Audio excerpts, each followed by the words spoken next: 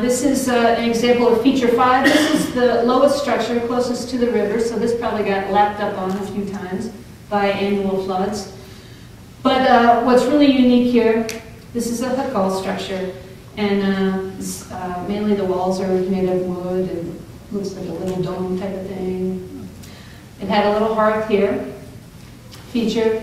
It had a little step-down entryway in here, and there's nothing in there.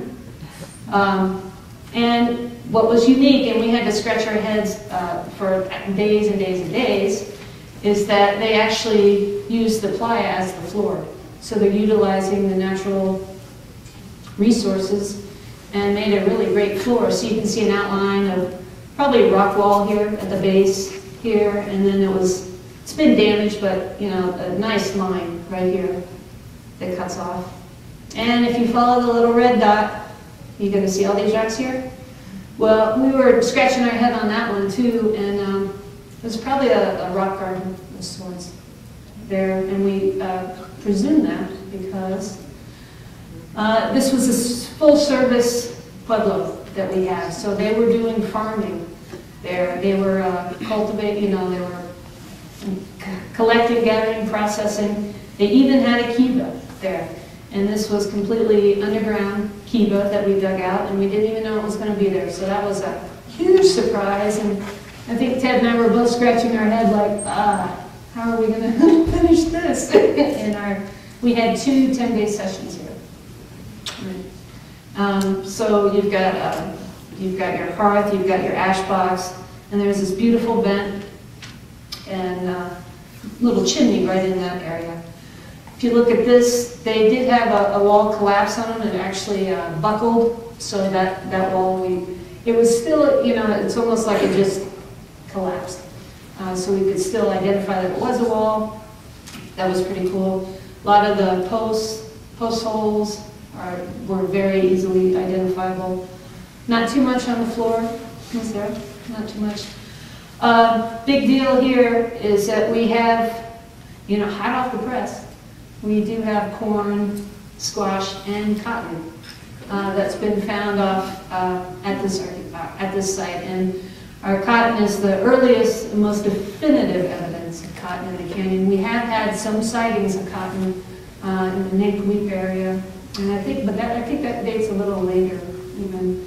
So this is a pretty big deal for us, you know. Cotton, they're going, they're farming, they're hanging out there, you know. So that's pretty cool. Is everybody excited about that? Yeah, that's cool. I know, that's great. What else? All right, we're going to just keep moving down the stream. Okay, this is called Furnace Flats area.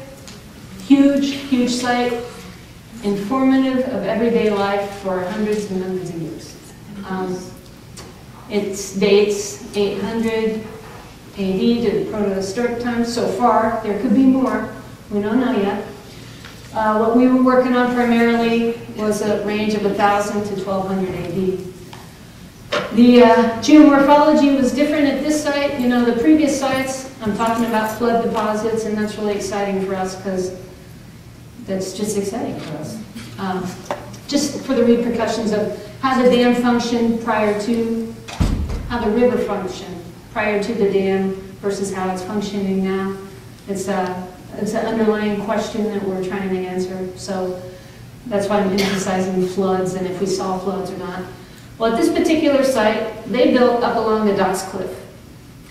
And we excavated in Arroyo 4, 5, and 6. And what we were finding in there was there weren't any flood deposits in those structures. The prevalent fill in there was trash-midden fill, but it was also hill slope was the prevalent process that was, I don't know, eroding the sites. So that was interesting to us. So I'm going to show you just the specific rooms that we excavated here. And I will say that these same rooms, a portion of these same rooms were excavated in 84 by Trinkle Jones. 84, Jan was there, Helen Fairley was there, and a few other folks were there. So what we wanted to do was just extend that excavation to get a bigger picture of what they were finding, confirming what they were finding or not confirming. So that's where we concentrated our efforts. So this is Arroyo 4. This was the highest one away from the river. And this was a cool site. I was on this one. Ted put me on this one. Anyway, what we probably have, we might have a living structure.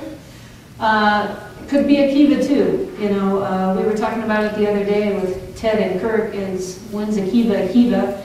And so, who knows right now, under the, you know, current condition, we're not quite sure if we want to label this a kiva or not. It had a nice hearth, it had a ventilator shaft coming out, nice post holes, posts were coming out. Unique thing about this too was that right in here, this is plaster, and plaster along this back wall also.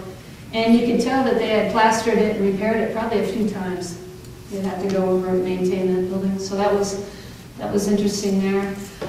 A few artifacts were left on the floor. They actually, these slabs, probably were all along the floor, but they kind of stripped it out. I think after they abandoned it, they probably reused it somewhere else as probably the posts and beams for this, but that's just a hunch.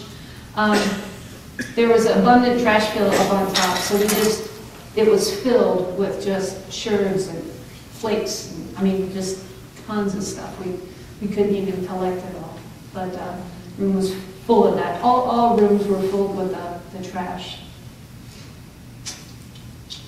Okay, moving on to Arroyo 5, right in this area. This is a storage structure, more than likely, and this one was also filled with trash, but it was also coming out with just some incredible, cool archaeology stuff, artifacts, gaming pieces.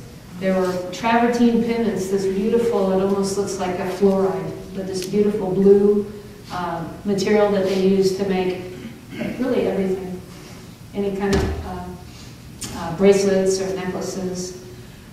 We also found over in this corner buffalo bone, and not to say the buffalo were in the canyon, not saying that, and don't repeat that anywhere. Promise? You guys on that thing, you're going to have to sign an oath that says there's no buffalo in the canyon.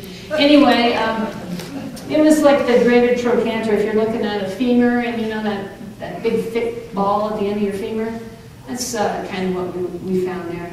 It's about that big, and it was, you could tell it was worn.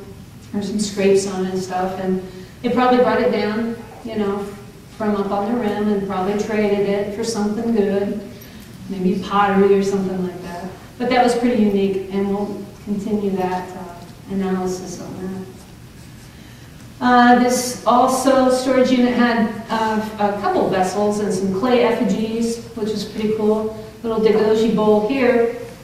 It was found in this corner here. You can also see a post, a couple posts in the side walls.